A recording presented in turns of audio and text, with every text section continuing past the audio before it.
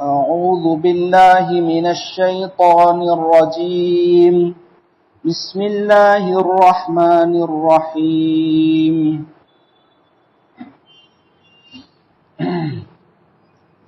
إذا الشمس كورت وإذا النجوم انكدرت وإذا الجبال سيرت وإذا العشار عطلت وإذا الوحوش حشرت وإذا البحار سجرت وإذا النفوس زوجت وإذا الموءودة سئلت بأي ذنب قتلت وإذا الصحف نشرت وإذا السماء كشطت وإذا الجحيم سعرت وإذا الجنة أزلفت علمت نفس ما أحضرت فلا أقسم بالخنس الجوار الكنس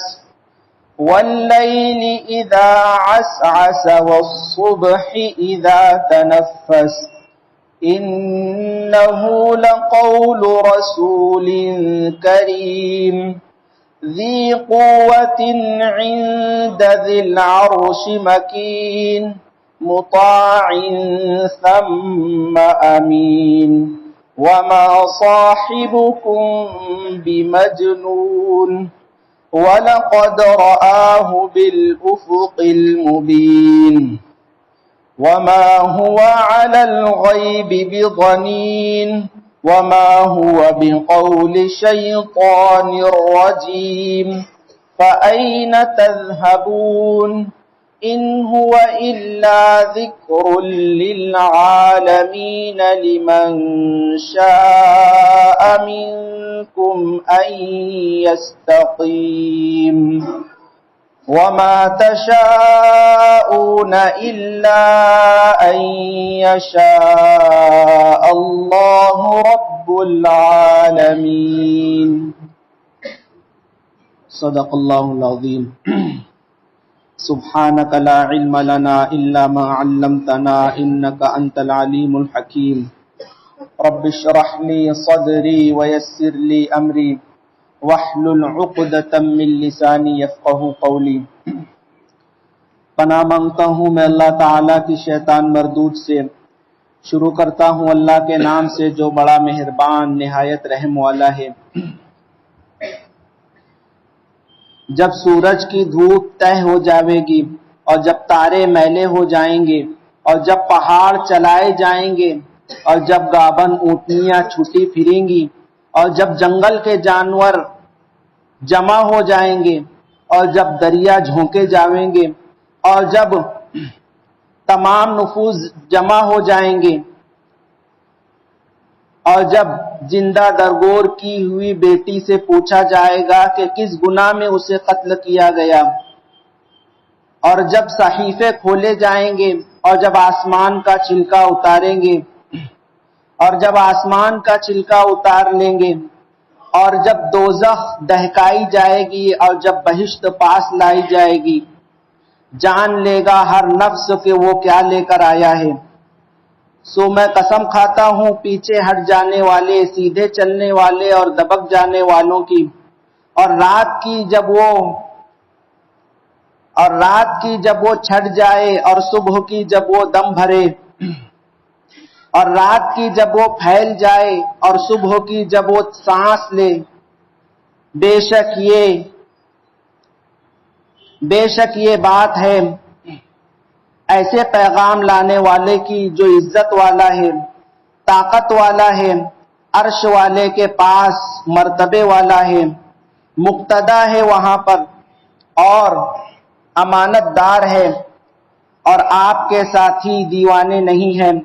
اور انہوں نے اسے دیکھا ہے کھلے ہوئے آسمان کے کنارے پر اور وہ غیب کی بات میں بخیل نہیں ہے. اور یہ شیطان مردود کا کہا ہوا نہیں ہے. پھر تم لوگ کدھر چلے جاتے ہو؟ یہ تو ایک ذکر ہے، یہ تو ایک سمجھانے والی بات ہے جو تمام جہاں والوں کے لیے ہے، یہ تو ایک تمام جہاں والوں کے لیے نصیحت کی بات ہے، اس شخص کے لیے جو چاہے تم میں سے سیدھے راستے پر چلنا، اور تم جب ہی چاہو گے جبکہ تمام جہاں کا رب العالمین اللہ تبارک و تعالی چاہیں گے۔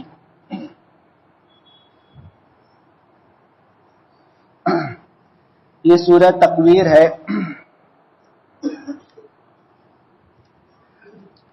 اسلام کے ابتدائی زمانے میں یہ نازل ہونے والی صورتوں میں سے ہے۔ اس کے بعد سورہ انفطار ہے جو تقریباً 80 صورتوں کے بعد نازل ہوئی تھی، اور یہ ابتدائی صورتوں میں سے ہے۔ سورہ تکویر، یہاں قرآن کریم میں 3 صورتیں یکے بعد دیگرے آئی ہیں۔ سورہ تکویر ہے اذا الشمس کوورت، اس کے بعد اذا السماء انفطرت، اور اس کے بعد اذا السماء انشقت۔ ان تینوں میں اللہ تبارک و تعالی نے ان کی شروعات میں قیامت کے منظر کو بیان کیا ہے، قیامت کی منظر کشی کی ہے۔ حضرت عمر رضی اللہ عنہ سرکار دو عالم صلی اللہ علیہ وسلم سے نقل کرتے ہیں کہ آپ نے ارشاد فرمایا، اگر قیامت کے دن کو دیکھنا چاہتے ہو تو ان 3 صورتوں کی تلاوت کرو۔ اس میں اللہ تبارک و تعالی نے قیامت کے حالت کی منظر کشی فرمائی ہے۔ اس میں سے یہ پہلی سورت سورہ کویرت ہے، نزول کے اعتبار سے ابتدائی زمانے میں نازل ہوئی، اس لیے قیامت کے ساتھ اس کے بعد اس میں مضمون سرکار دو عالم صلی اللہ علیہ وسلم کی سچائی، حضرت جبریل علیہ السلام جو قرآن کریم کے لانے والے تھے ان کی امانت داری، اور قرآن کریم کی نصیحت آمیز ہونے کی بات اللہ تبارک و تعالی نے فرمائی ہے۔ اس کی ابتدائی آیتوں میں پہلی 6 آیتوں میں اللہ تبارک و تعالی نے پہلے سور پھونکے جانے کے بعد کیا مناظر ہوں گے انہیں بیان کیا ہے، اس کے بعد 6 آیتوں میں دوسرے سور کے پھونکے جانے کے بعد کے حالات کیا ہوں گے اسے بیان فرمایا ہے۔ اللہ تبارک و تعالی فرماتے ہیں کہ جب سورج کی دھوپ طے کر دی جائے گی، یعنی آج سورج نکلتا ہے تو اس سے شعاعیں نکلتی ہے، روشنی پھوٹتی ہے، جب یہ روشنی پھوٹنی بند ہو جائے گی یعنی سورج بے نور ہو جائے گا، اس کی روشنی کوورت کہتے ہیں لپیٹ کر رکھ دی جائے، کوورت کہتے ہیں کسی چیز کو لپیٹ کر بند کر دیا جائے۔ اللہ تبارک و تعالیٰ فرماتے ہیں کہ جب سورج کی روشنی لپیٹ کر سورج کو بند کر دیا جائے گا، یعنی سورج اپنا کام بند کر دے گا، یہ اس وقت ہوگا جب پہلا سور پھونکا جائے گا۔ پہلے سور پھونکے جانے کے بعد جب تمام لوگ مر جائیں گے تو یہ کائنات بھی اپنے انجام کو پہنچے گی، کیونکہ اس کائنات کو بھی ایک دن ختم ہونا ہے۔ اللہ تبارک و تعالیٰ نے سورہ رحمان میں جو بات ارشاد فرمائی ہے،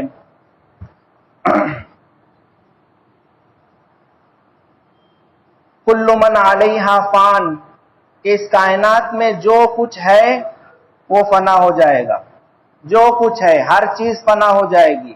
وَيَبْقَى وَجْهُ رَبِّكَ ذُو الْجَلَالِ وَالْإِكْرَامِ، صرف اور صرف تیرے پروردگار کی ذات ہے جو باقی رہے گی۔ ہم جیسے ختم ہو جائیں گے تو یہ کائنات بھی ختم ہو جائے گی، ہم ختم ہوں گے تو ہماری موت پر ہم ختم ہو جاتے ہیں۔ حدیث پاک میں سرکار دو عالم صلی اللہ علیہ وسلم کا ارشاد ہے، من مات فقد قامت قیامتہ، کہ جو شخص مر جاتا ہے اس کی قیامت آ جاتی ہے۔ قیامت مطلب ختم ہونا، قیامت کا مطلب ہے ہر چیز کی موت۔ دنیا کی موت کو قیامت سے تعبیر کیا جاتا ہے۔ ہماری قیامت کب آئے گی؟ جب ہم مر جائیں گے ہماری قیامت آ جائے گی، مطلب ہماری زندگی ختم ہو گئی۔ جس وقت اس دنیا کی زندگی ختم ہوگی اسے قیامت سے تعبیر کیا جاتا ہے۔ اللہ تبارک و تعالی ارشاد فرماتے ہیں کہ جب پہلا سور پھونکا جائے گا تو اس وقت تمام لوگ مر جائیں گے اور یہ دنیا بھی اب ختم ہوگی۔ تو کیسے ختم ہوگی کہ سورج اپنی روشنی ختم کر بیٹھے گا اور سورج کا کام ختم کر دیا جائے گا۔ جس طریقے سے سورج کی اپنی روشنی ہوتی ہے، ستاروں کی بھی اپنی ذاتی روشنی ہوتی ہے۔ اللہ تبارک و تعالیٰ فرماتے ہیں کہ ستاروں کی روشنی بھی ختم ہو جائے گی، ستارے گدلے ہو جائیں گے، میلے ہو جائیں گے۔ وَإِذَا الْجِبَالُ سُيِّرَتْ، اللہ تبارک و تعالیٰ نے زمین پر پہاڑوں کو گاڑ کر اسے استقامت دی ہے۔ جس وقت زمین بنائی گئی تھی اس وقت زمین پانی پر تیر رہی تھی۔ اللہ تبارک و تعالیٰ نے پہاڑ کو وَالْجِبَالَ أَوْتَادًا، پہاڑ کو کیلوں کی طرح، میخ کی طرح زمین پر ٹھوک دیا تھا کہ زمین اپنی جگہ ٹھہر جائے، ہلتی ڈلتی نہ رہے، پانی پر تیرتی نہ رہے۔ تو زمین کو اپنی جگہ روکنے کے لیے پہاڑ کو کیلوں کے مانند زمین میں ٹھوکا گیا ہے۔ اللہ تبارک و تعالیٰ فرماتے ہیں جب قیامت آئے گی، سور پھونکا جائے گا تو پہاڑ اپنی جگہ سے ہٹ جائیں گے۔ جب پہاڑ ہٹ جائیں گے تو زمین اپنی جگہ باقی نہیں رہے گی۔ جب پہاڑ اپنی جگہ سے چل پڑیں گے یا چلا دیے جائیں گے اس وقت حالت یہ ہوگی۔ وَإِذَا الْعِشَارُ عُطِّلَتْ، عشار کہتے ہیں ایسی اونٹنی جو 10 مہینے کے حمل سے ہو، گابن ہو، یعنی بالکل اب بچہ پیدا ہونے والا ہے۔ عربوں کے نزدیک ایسی اونٹنی بڑی قیمتی ہوتی ہے، وہ اونٹنی جو بچہ دینے والی ہو۔ اور اب جب کہ اس کے بچہ دینے کا وقت بالکل قریب آ گیا ہو تو عرب کے لوگ ایسی اونٹنی کو بالکل باندھ کر اپنے پاس رکھتے تھے اور خود بھی اس کے پاس رہتے تھے، اسے چھوڑتے نہیں تھے۔ اللہ تبارک و تعالیٰ فرماتے ہیں کہ اتنی قیمتی چیز بھی جب سور پھونکا جائے گا تو اتنی قیمتی چیز بھی ادھر ادھر کھلی پھرتی رہیں گی، اس کے بھی کسی کو اس کا ہوش و حواس نہیں ہوگا۔ ایسا عالم ہوگا کہ اونٹنیاں کھلی پھر رہی ہیں، اتنی قیمتی چیز جسے لوگ سنبھال کر رکھتے تھے وہ چھوٹی پھر رہی ہوں گی ہر طرف۔ اور وَإِذَا الْوُحُوشُ حُشِرَتْ، وحشی جانور، وحشی جانور، وحشی بولتے ہی اس کو ہے جس میں انسیت نہ ہو، جو ایک ساتھ نہیں رہتے ہیں، انسانوں سے بھاگتے ہیں، الگ الگ رہتے ہیں۔ قیامت کا جب سور پھونکا جائے گا تو تمام نظام الٹ جائے گا، جانور جو پورے جنگل میں الگ الگ رہتے ہیں وہ سب ایک جگہ اکٹھے جمع ہو جائیں گے۔ یہ پہلے سور پھونکنے کے بعد کے حالات ہیں۔ بتانا مقصد یہ ہے کہ دنیا کا ہر نظام جو ابھی چل رہا ہے سور پھونکنے کے بعد یہ پورا الٹ جائے گا۔ ہر چیز اپنی تاثیر کھو بیٹھے گی، ہر چیز کی صفت بدل جائے گی، جو چیز ابھی نہیں ہوتی وہ چیز ہونے لگے گی۔ آگے اللہ تبارک و تعالیٰ فرماتے ہیں وَإِذَا الْبِحَارُ سُجِّرَتْ، جب سمندر جھونکے جائیں گے۔ بعض مفسرین کہتے ہیں کہ پہاڑ اپنی جگہ سے ہل کر سمندر میں جا گریں گے اور سمندر کے پانی میں طغیانی اور طوفان آ جائے گا۔ سمندر ابھی کے زمانے میں سلامت ہے، بہت کم کبھی کبھی ایسے واقعات ہوتے ہیں کہ پانی زمین پر چڑھ آتا ہے، سونامی آتی ہے۔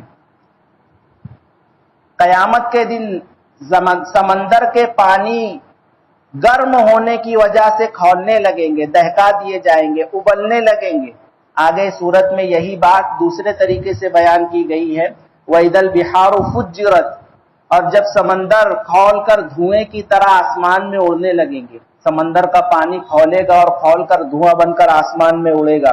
یہ پہلے سور پھونکے جانے کے بعد کے حالات ہیں کہ ہر چیز تہس نہس ہو جائے گی، ہر چیز اپنی تاثیر کھو بیٹھے گی، اپنا کام کرنا بند کر دے گی، ہر چیز الٹ جائے گی۔ دوسرے سور کے بعد جو حالات ہیں اللہ تبارک و تعالیٰ نے اس کا تذکرہ فرمایا وَإِذَا النُّفُوسُ زُوِّجَتْ، جب تمام نفوس کو، تمام جانوں کو جمع کر دیا جائے گا۔ مفسرین کرام اس کا 2 مطلب بیان کرتے ہیں، یعنی تمام لوگوں کو گروہوں کی شکل میں جمع کر دیا جائے گا، انسان ایک جگہ، جانور حیوان ایک جگہ۔ پھر انسانوں میں بھی ایمان والے ایک طرف اور کافروں کو الگ جماعت میں بنایا جائے گا، اور پھر مسلمانوں میں بھی ہر انبیاء کے پیچھے ان کے امتی کھڑے ہوں گے۔ سرکار دو عالم صلی اللہ علیہ وسلم کی امت حضور کے پاس کھڑی ہوگی، یعنی گروہ میں تقسیم کر دیا جائے گا، جماعتیں بنا دی جائیں گی، اور پھر حضور کی امت میں بھی الگ الگ جماعتیں ہوں گی۔ قیامت کے دن حالات میں آتا ہے کہ ہر گروہ کے کچھ سردار ہوں گے، جیسے نوجوانوں کے سردار حضرت حسن حسین ہوں گے، عورتوں کی سردار حضرت فاطمہ ہوں گی، بوڑھوں کے سردار حضرت ابو بکر ہوں گے، علماء کے سردار حضرت معاذ ابن جبل ہوں گے۔ ان سب کے پاس جھنڈے ہوں گے اور ان جھنڈوں کے تلے لوگ جمع ہوں گے، اور ایمان والے تمام کے تمام سرکار دو عالم صلی اللہ علیہ وسلم کے پیچھے جمع ہوں گے۔ اور بعض مفسرین نے اس کی تفسیر میں یہ بات کہی ہے کہ جیسے موت کے وقت انسان کی روح اور بدن جدا کر دیے جاتے ہیں، قیامت کے دن روح اور بدن کو واپس ایک ساتھ جمع کر دیا جائے گا، یعنی بدن بنا کر روح کو بدن میں لوٹا دیا جائے گا۔ اور یہ دونوں باتیں ہوں گی، سب سے پہلے تو روح کو بدن میں لوٹایا جائے گا، اس کے بعد لوگوں کو الگ الگ جماعتوں میں تقسیم کر کے الگ الگ گروہ بنا دیے جائیں گے۔ یہ دوسرے سور کے بعد کا واقعہ ہے، جب لوگ اپنی قبروں سے نکل کر میدان محشر کی طرف جائیں گے۔ وَإِذَا الْمَوْءُودَةُ سُئِلَتْ بِأَيِّ ذَنبٍ قُتِلَتْ، یہ دوسری بات اللہ نے ارشاد فرمائی، یعنی میدان محشر میں انصاف قائم کیا جائے گا، اللہ تبارک و تعالیٰ کے بارگاہ میں فیصلے ہوں گے، ہر ظلم کا بدلہ دیا جائے گا، ہر نافرمانی کا بدلہ ملے گا، نیکی کی ہے تو اس کا بدلہ ملے گا، گناہ کی ہے تو اس کی سزا ملے گی، کسی نے کسی کے ساتھ زیادتی کی ہے، ظلم کیا ہے، کسی کا مال ہڑپا ہے، کسی کو ستایا ہے، کسی کے حقوق ضائع کیے ہیں، کل قیامت کے دن اللہ کی بارگاہ میں یہ سب چیزوں کے فیصلے ہوں گے، ہر شخص کو اس کا حق دیا جائے گا۔ اور یہ کس طرح سے دیا جائے گا کہ اللہ کی بارگاہ میں تمام چیزیں پیش ہوں گی۔ اگر بے سینگ بکری نے، اگر کسی سینگ والی بکری نے بے سینگ والی بکری کو مارا ہوگا تو قیامت کے دن اللہ تبارک و تعالی اس کا بھی بدلہ دلائیں گے، کہ جسے سینگ نہیں تھی اسے سینگ دی جائے گی اور کہا جائے گا کہ اپنا بدلہ لے لے، وہ اپنا بدلہ لے گی، اللہ تبارک و تعالی مٹی میں ملا دیں گے، دونوں کو ختم کر دیں گے۔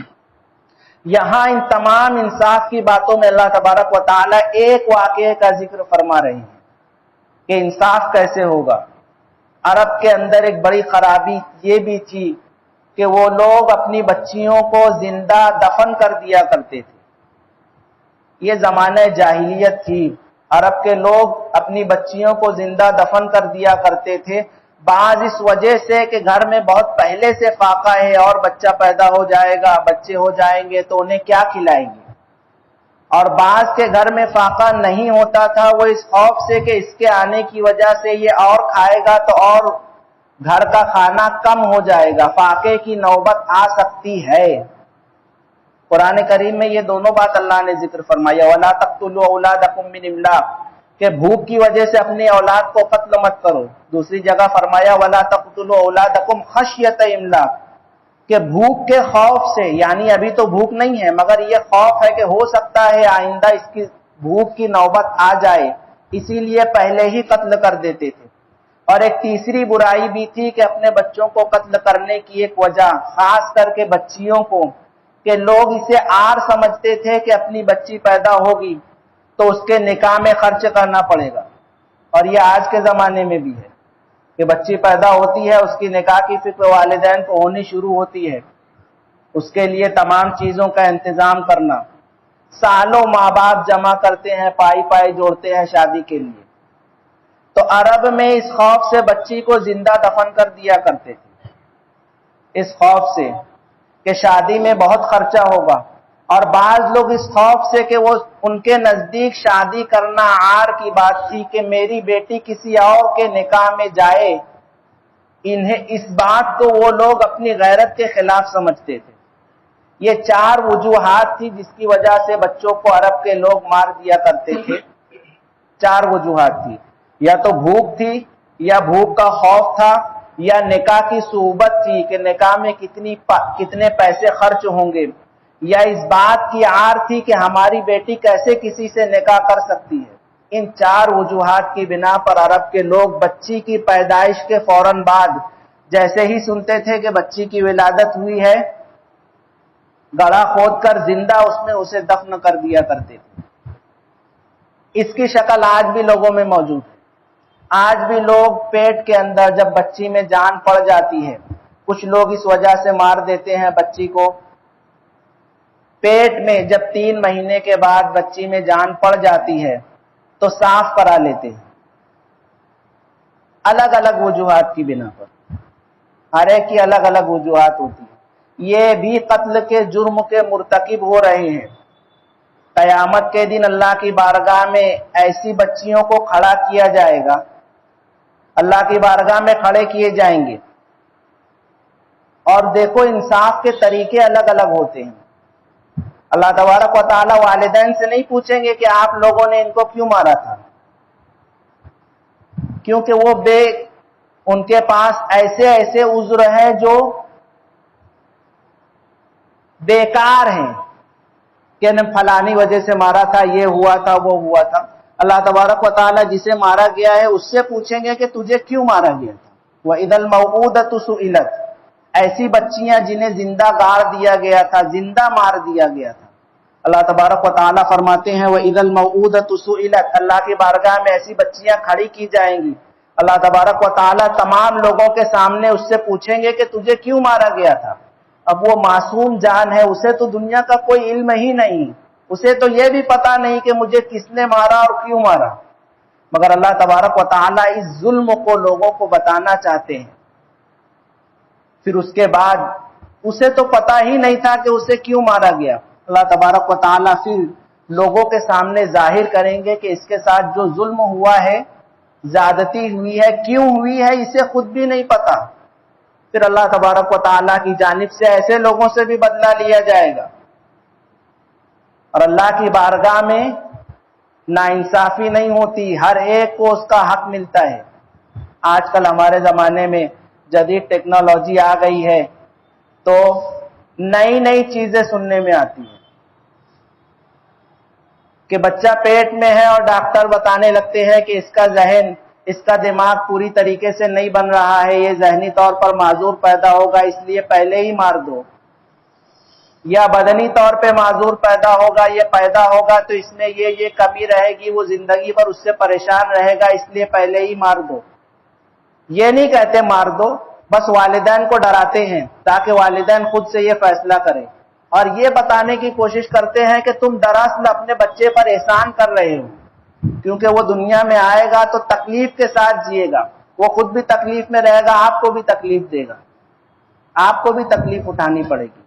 اس چیز کو اس طریقے سے بیان کرتے ہیں کہ والدین ان کی بات مان کے مجبوراً نہ چاہتے ہوئے بھی یہ فیصلہ کریں کہ بچے کو پیٹ میں مار دیا جائے۔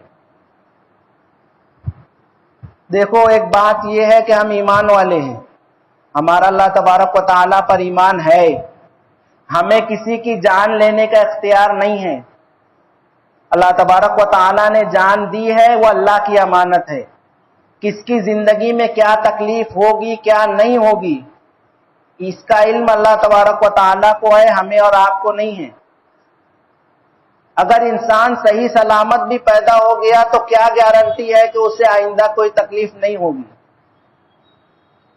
اور یہ سب صرف ایک موہوم چیز کی بنیاد پر کہتے ہیں، یعنی ابھی ان کے پاس اس کا پروف بھی نہیں ہوتا کہ ایسا کچھ ہوگا، ایسا اندازہ لگایا ہے۔ ڈاکٹر لوگ ایسا اندازہ لگا کر بتاتے ہیں، حقیقت میں ویسا ہے یا نہیں ہے انہیں بھی پتا نہیں ہوتا، ان کا ایک اندازہ ہوتا ہے، اور اس کی وجہ سے کسی معصوم کی جان لے لی جاتی ہے۔ کل قیامت کے دن اللہ کی بارگاہ میں جرموں میں سب سے عظیم ترین جرموں میں یہ بات شمار کی جائے گی، عظیم ترین سب سے بڑے مجرموں کی فہرست میں یہ جرم بھی ہے، گناہ کبیرہ کے اندر داخل ہے، گناہ کبیرہ۔ اور اللہ نے جب قیامت کے دن انصاف کی بات کی ہے تو کوئی اور جرم نہیں بتایا، بلکہ اللہ تبارک و تعالیٰ نے صرف یہ ایک جرم کی اللہ تبارک و تعالیٰ نے اس ایک جرم کا تذکرہ کیا ہے کہ دیکھو ایسے لوگوں سے بھی بدلہ لیا جائے گا۔ جب بدلہ لینے کی بات آتی ہے تو سب سے بڑے جرم کو گنایا جاتا ہے کہ دیکھو اس کا بھی بدلہ ملے گا۔ اللہ تبارک و تعالیٰ فرماتے ہیں کہ اس دن جب جو بیٹیاں زندہ دفن کر دی گئی تھی ان سے پوچھا جائے گا کہ تمہیں کس جرم کی سزا میں مارا گیا تھا، تمہارا گناہ کیا تھا، کون سا گناہ تھا جس کی وجہ سے تمہیں قتل کیا گیا۔ وَإِذَا الصُّحُفُ نُشِرَتْ، اور نامہ اعمال پھیلا دیے جائیں گے، کھول دیے جائیں گے، نامہ اعمال میں ہر ایک کے لکھا ہوگا کہ اس نے کیا کیا ہے کیا نہیں کیا ہے۔ وَإِذَا السَّمَاءُ كُشِطَتْ، آسمان سے چھلکا اتار لیا جائے گا، جیسے جانور سے کھال اتار لی جاتی ہے تو اس کے اندر کی چیزیں بالکل صاف دکھنے لگتی ہے، ایسے آسمان سے کھال اتار لی جائے گی، آسمان کے اوپر نیچے کی چیزیں بالکل واضح اور صاف نظر آنے لگے گی قیامت کے دن۔ اس چیز کو 19ویں پارے میں بھی اللہ تبارک و تعالیٰ نے ذکر کیا، یوم تشقق الغمام، یوم تشقق السماء بالغمام، آسمان سے چھلکا اتر جائے گا، پھر اللہ تبارک و تعالیٰ کی اللہ کی جانب سے ایک معجزے کا ظہور ہوگا، آسمان سے ایک شے اترے گی اللہ کا جلال غمام کی شکل میں، جس میں فرشتے ہوں گے، یہ سب چیز میدان محشر میں اترے گی، لوگ دیکھیں گے کھلی آنکھوں سے۔ وَنُزِّلَ الْمَلَائِكَةُ تَنزِيلًا، آسمان سے چھلکے اتار لیے جائیں گے اور چیزیں آسمان سے اترے گی، اللہ کا جلال کا نزول ہوگا۔ وَإِذَا الْجَحِيمُ سُعِّرَتْ، اور دوزخ دہکائی جائے گی، دوزخ دہکائی جائے گی یعنی اسے اور گرم کیا جائے گا۔ وَإِذَا الْجَنَّةُ أُزْلِفَتْ، جنت اور قریب لائی جائے گی، یعنی بالکل اب تیاری ہو چکی ہے، دونوں چیز ریڈی ہے، جنت بھی قریب آ چکی ہے، جہنم بھی دہکائی جا چکی ہے۔ اب جس کا فیصلہ ہوتا جائے گا اسے اس میں ڈالا جائے گا، جس کا جنت کا فیصلہ ہوگا جنت قریب فوراً داخل کر دیا جائے گا، جہنم کا فیصلہ ہوگا جہنم بالکل بھڑک رہی ہوگی، بالکل تیار ہوگی آگ، فوراً ڈال دیا جائے گا۔ علمت نفس ما اخبرت، جس وقت یہ سب کچھ ہوگا اس وقت ہر شخص کو پتا چل جائے گا کہ وہ کیا لے کر آیا ہے، ہر شخص جان لے گا کہ وہ کیا لے کر آیا ہے، اچھے اعمال لے کر آیا ہے یا برے اعمال لے کر آیا ہے، اللہ کو راضی کر کے آیا ہے یا اللہ کو ناراض کر کے آیا ہے، لوگوں کے حقوق دبائے ہیں یا لوگوں کے حقوق ادا کیے ہیں، ہر شخص کو اپنے اعمال کا پتہ چل جائے گا۔ اللہ تبارک و تعالیٰ فرماتے ہیں فلا اقسم بالخنس، پس میں قسم کھاتا ہوں ان سیاروں کی جو پیچھے ہٹتے ہیں، جو سیدھے چلتے ہیں اور جو چھپ جاتے ہیں۔ آسمان میں کچھ سیارے ہیں جن کی مفسرین کرام نے ان کے نام بھی شمار کرائے ہیں، چونکہ ہم لوگ اب آسمان کو دیکھتے نہیں ہیں، ہماری نگاہیں اب اوپر نہیں جاتی، نگاہیں نیچے رہتی ہیں، موبائل میں لگی رہتی ہے۔ جس زمانے میں قرآن کریم کا نزول ہو رہا تھا اس زمانے میں آسمان کا علم لوگ اچھی طریقے سے رکھتے تھے، کیونکہ اس کے ذریعے سے ہی راستے معلوم ہوتے تھے، وقت معلوم کرنا آسمان کے ذریعے سے ہوتا تھا۔ تو آسمان میں کچھ ستارے ہیں، کچھ سیارے ہیں جو کبھی آگے چلتے ہیں، کبھی پیچھے چلتے ہیں اور کبھی غائب ہو جاتے ہیں۔ مفسرین کرام نے ایسے 5 سیاروں کے نام شمار کرائے ہیں، ان کی قسم کھا کر اللہ تبارک و تعالیٰ فرماتے ہیں اور قسم ہے رات کی جب وہ چھا جائے، اور قسم ہے صبح کی جب وہ سانس لے، دم بھرے، انہ لقول رسول کریم۔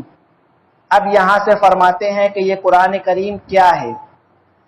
یہ ایک ایسے پیغام لانے والے کا کلام ہے جو عزت والا ہے۔ حضرت جبریل علیہ السلام کی 5 صفات اللہ نے یہاں ذکر کی ہے کہ یہ کلام اللہ کے پاس سے حضرت جبریل لے کر آئے ہیں، تو حضرت جبریل کے اندر کے اوصاف کہ وہ کلام لانے والے کتنے معتبر شخص ہیں، اللہ تبارک و تعالیٰ نے اس کو بیان کیا ہے کہ یہ معتبر ہیں، ایک ایسے پیغام لانے والے ہیں جو عزت والے ہیں، طاقت والے ہیں، عرش والے کے نزدیک ان کا بڑا مرتبہ ہے۔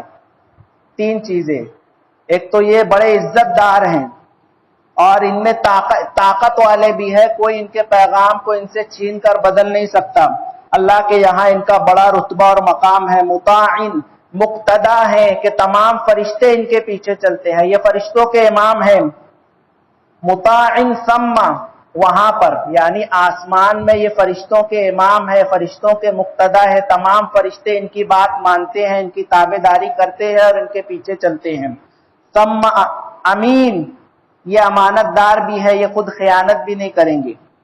اس کے بعد سرکار دو عالم صلی اللہ علیہ وسلم کے 4 اوصاف کو اللہ نے ذکر کیا ہے، وما صاحبکم بمجنون، کہ تمہارے ساتھی دیوانے نہیں ہیں، یعنی حضور بھی معتبر ہیں، حضرت جبریل بھی معتبر ہے اور یہ صلاحیت رکھتے ہیں کہ قرآن کریم جیسا پیغام پوری حفاظت کے ساتھ، امانت داری کے ساتھ حضور تک پہنچا دے، اور حضور بھی سمجھدار ہے، سمجھتے ہیں کہ اللہ کا پیغام کیا ہے، حضور دیوانے نہیں ہیں، اور حضور حضرت جبریل کو اچھی طریقے سے پہچانتے بھی ہیں، ایسا نہیں ہے کہ کوئی بھی جنات آتا ہے حضور کو کچھ بھی پٹی پڑھا کر چلا جا سکتا ہے، بلکہ حضور حضرت جبریل کو اچھی طریقے سے جانتے پہچانتے ہیں. حضرت جبریل کو حضور نے آسمان کے کناروں پر ان کی اصلی شکل میں بھی دیکھا ہے. وَلَقَدْ رَآهُ بِالْأُفُقِ الْمُبِينِ، اور حضور نے حضرت جبریل کو ان کی اصلی شکل میں کھلے آسمان کے کنارے پر بالکل واضح دیکھا ہے.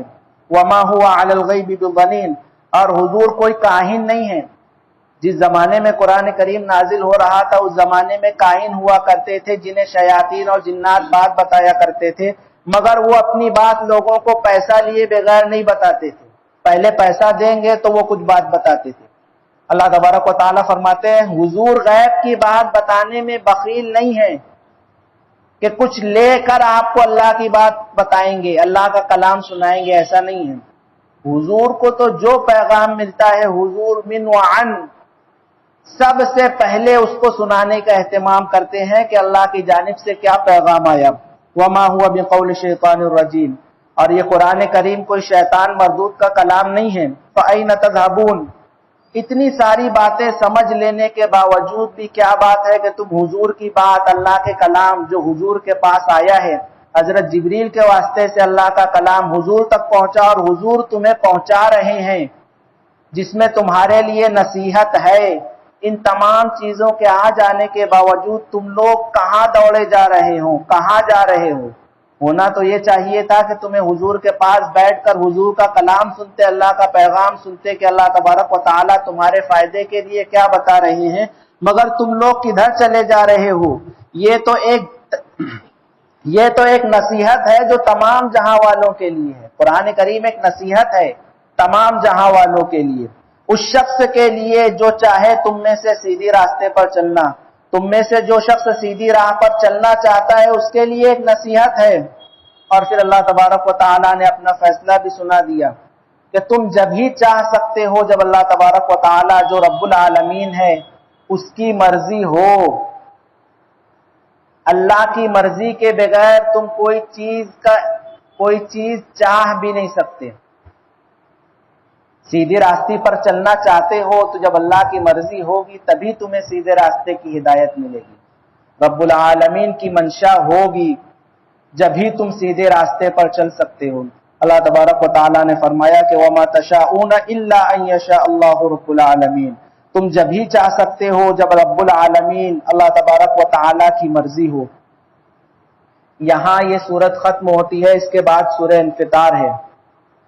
اس میں بھی وہی مضمون ہے. شروع میں قیامت کے متعلق اللہ تبارک و تعالیٰ نے بتایا ہے کہ قیامت کی گھڑی کیسی ہوگی. اس صورت میں اللہ تبارک و تعالیٰ نے جو بات ذکر کی ہے وہ یہ ہے کہ جب اللہ کا کلام تم تک پہنچ چکا ہے، اللہ کا پیغام پہنچ چکا ہے جو تمہارے لیے سراسر نصیحت ہے، تو پھر تمہیں ادھر ادھر جانے کی ضرورت نہیں ہے. تمہیں اگر دنیا میں کامیابی چاہیے اور آخرت میں کامیابی چاہیے تو اللہ کا کلام موجود ہے. اس کلام میں دیکھ لو دنیا و آخرت کی فلاح تمہارے لیے ہے. اگر اس پر عمل کر لو گے تو کامیاب ہو جاؤ گے، اور اگر اسے پیٹ کے پیچھے ڈال کر زندگی گزارو گے، اس پر عمل نہیں کرو گے تو دنیا بھی تباہ ہو جائے گی اور آخرت بھی تباہ ہو جائے گی. اللہ تبارک و تعالی